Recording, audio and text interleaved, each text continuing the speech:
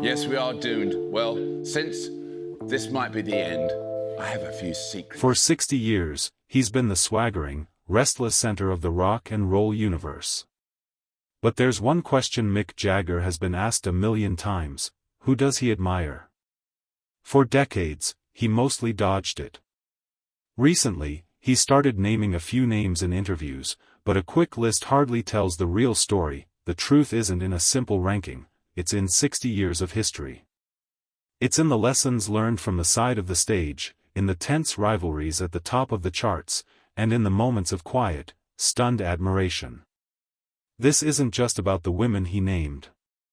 It's about the ones whose power, talent, and sheer force of will left a permanent mark on one of music's most enduring figures that we've gone through the archives, the public tributes, the backstage stories, the documented encounters, to piece together the stories of the women who truly shaped him. They were his teachers, his rivals, his muses, and in some cases, the titans who could make even Mick Jagger feel like a humble student. This is the story behind the list. That there's perhaps no other woman in rock history whose influence on Mick Jagger is so direct and so joyfully acknowledged. When Tina Turner passed away in 2023, Jagger's tribute wasn't just professional respect, it was personal. "I'm so saddened by the passing of my wonderful friend Tina Turner," he wrote. "She was truly an enormously talented performer and singer. She was inspiring, warm, funny, and generous. She helped me so much when I was young, and I will never forget her." That one line, "she helped me so much when I was young," is the key to a story that began nearly 60 years ago. The year was 1966. The Rolling Stones were already huge in Britain, but Mick Jagger, the performer, was still a work in progress. His energy was there, but the signature stagecraft wasn't fully formed. Then, Ike and Tina Turner were booked as the opening act for the Stones' UK tour. Night after night, a young Jagger stood in the wings, mesmerized. He was watching a woman who didn't just perform on a stage, she set it on fire. Tina didn't move, she erupted. She was a cyclone of controlled chaos. For Jagger, who was building his persona on American blues and soul, seeing a woman wield that kind of aggressive, uninhibited power was a revelation. He was a student taking notes. Tina herself remembered seeing the young Jagger watching her and the Arquettes. In her autobiography, she recalled a moment backstage, writing that he was a little bit awkward back then.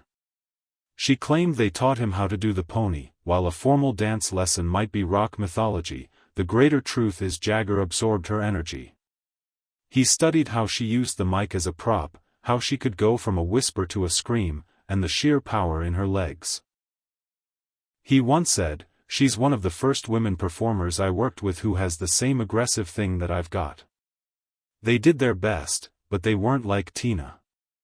She was like a female version of Little Richard and would respond to the audience, really go out and grab them. Their electric chemistry hit its peak at Live Aid in 1985. Their duet is legendary. It was supposed to be a collaboration of equals, but Tina detonated on that stage. She danced circles around him, and in a moment that went down in history, she playfully ripped off his shirt, leaving the world's most confident frontman looking like a giddy, outmatched fan. In that moment, the student and the master were together again, and the master was still showing how it was done.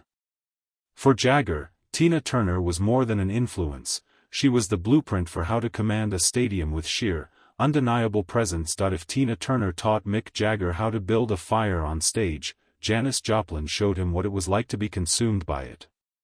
She was a force that Jagger found both thrilling and, by some accounts, a little terrifying. There is no neat quote from him listing her as a favorite, but to understand his world is to understand the fearful respect he held for the woman who didn't sing songs, she bled them. The most telling encounter happened in November 1969 at Madison Square Garden.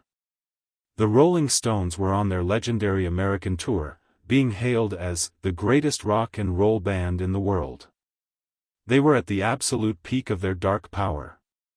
But on the bill with them was Janis Joplin.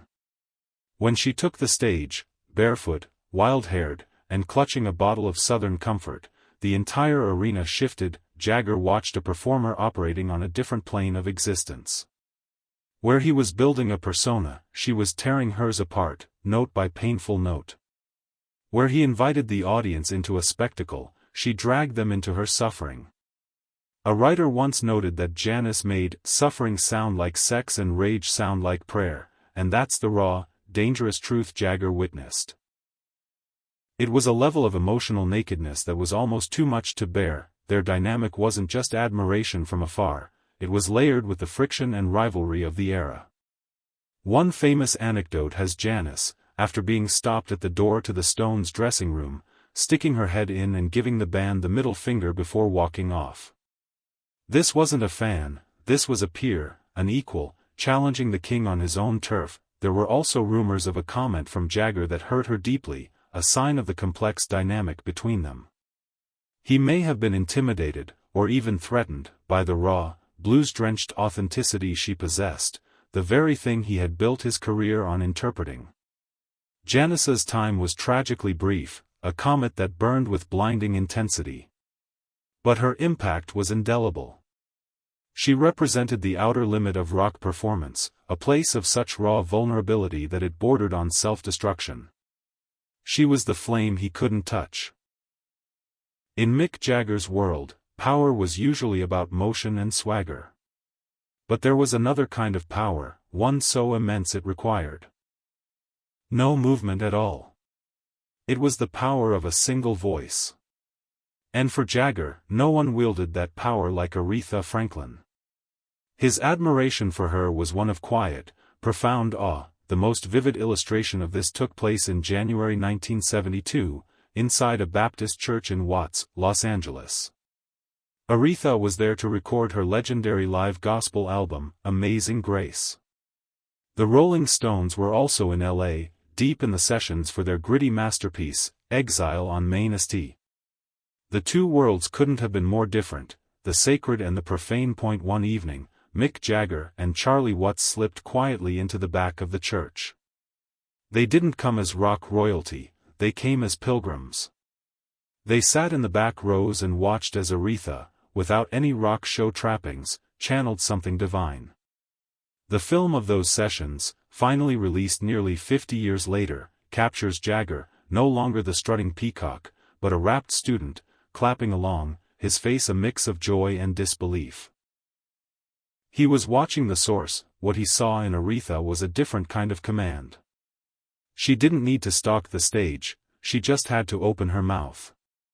The power came from a place so deep it could fill any room and make it feel both intimate and infinite. Jagger himself later recalled it as a really electrifying performance that raised the hair on the back of your neck. For a student of Black American music, this was the ultimate lesson. He was witnessing the moment where the power of the church choir became the soul of popular music. He wasn't just a spectator in a concert hall, he was part of a congregation. I think I was singing along, he remembered. In Aretha's presence, all the noise and swagger of rock and roll fell silent. All you could do was listen in awe. And that's exactly what Mick Jagger did. In the mid-70s, as rock was getting bloated, a new voice emerged from the grime of New York City, Patti Smith.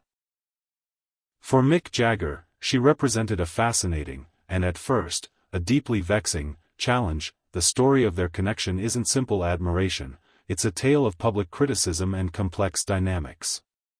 It begins with one of the most brutal critiques Jagger ever gave another artist. In a now infamous 1978 interview, at the height of punk, Jagger was asked about the Patti Smith group. His response, according to a Stereo Review article from the time, was that he thought she was crap, awful, and a poser of the worst kind. The comments were shocking, especially because Smith herself was a huge Stones fan and often cited Jagger as her biggest rock idol. So what prompted it? It was likely a clash of rock and roll philosophies. Jagger, for all his rebellion, was a traditionalist rooted in the blues. Patti Smith was a deconstructionist. She was punk, poetry, and art rock, approaching the stage like a beat poet with a Marshall stack. To Jagger, this arty approach may have seemed inauthentic. When the interviewer pointed out that people used to say similar things about him, Jagger reportedly shot back that he was always more attractive and a better singer. It was the sound of a king feeling his territory being encroached upon by a strange and powerful new force, but Smith wasn't just a critic's darling, she was creating a new lane. She worshipped Jagger's stage presence but fused it with a literary intensity that was all her own. She didn't play the game, she rewrote the rules, proving that the most powerful thing in rock and roll wasn't just a riff, but an idea. While Jagger may have dismissed her publicly, her raw power and artistic vision were undeniable, leaving a mark on the very scene he ruled. Theirs wasn't a relationship of mutual admiration, but of provocation, a clash that defined a changing era in rock. Mick Jagger has, to public knowledge, never put Joan Jett on a list of his favorites. But to leave her out of this story would be to miss the point entirely. She doesn't just represent the rebellious attitude Jagger helped create. Her biggest hit exists as a direct, roaring response to him. To understand this, you have to go back to 1974, when the Rolling Stones released It's Only Rock and Roll, But I Like It. A young songwriter named Alan Merrill, of the band The Arrows, saw Jagger performing the song. Merrill felt the song, with its almost casual title, was Jagger apologizing to his aristocratic friends for still being involved in something as grubby as rock and roll. Merrill had a gut reaction. He wanted to write an answer, not an apology, but a proud, defiant anthem. So, he wrote the chorus to I Love Rock and Roll. For years, the song was an obscure B-side. Then, in the early 80s, Joan Jett discovered it. After her band The Runaways dissolved, Jett was struggling. Record labels told her she was too tough, too aggressive. She recorded I Love Rock and Roll, but labels rejected her. So she started her own record label to release it herself. When she finally re-recorded it with the Blackhearts, it became one of the biggest anthems of all time. This is the spirit that defines rock and roll. Jett kicked down the door of a male-dominated industry that didn't want her. She herself has pointed out the double standard, remarking how Jagger could ride out on an inflatable prop while a woman doing something similar would be crucified. She wasn't just playing rock and roll, she was fighting for her place in it. Joan Jett took the Stones' raw energy, stripped away the glamour, and boiled it down to its essence: a leather jacket, a loud guitar, and an unbreakable attitude. And her definitive anthem will forever be an answer to his, a loving, defiant, and ultimately triumphant roar back at the king. So there you have it. The teacher, the terror, the queen, and the provocateur. For distinct artists who left a mark on the man at the center of the rock and roll world. And finally, the rebel, whose defining anthem was a direct reply to his legacy, from Tina Turner's explosive masterclass to Janis Joplin's raw authenticity. From the humbling power of Aretha Franklin's voice to the poetic provocations of Patti Smith, and the defiant roar of Joan Jett, this history, pieced together from decades of influence and interaction, reveals that even the most confident performer in music was also a student, a rival, and a fan. He was constantly being challenged and shaped by the monumental talents around him. These women weren't just women in rock.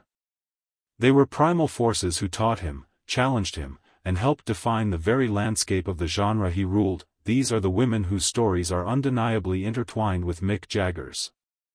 But who did we miss? Who would be on your list of the most influential women in rock? Let us know in the comments below. And if you love diving deep into music history, make sure to subscribe so you don't miss our next story.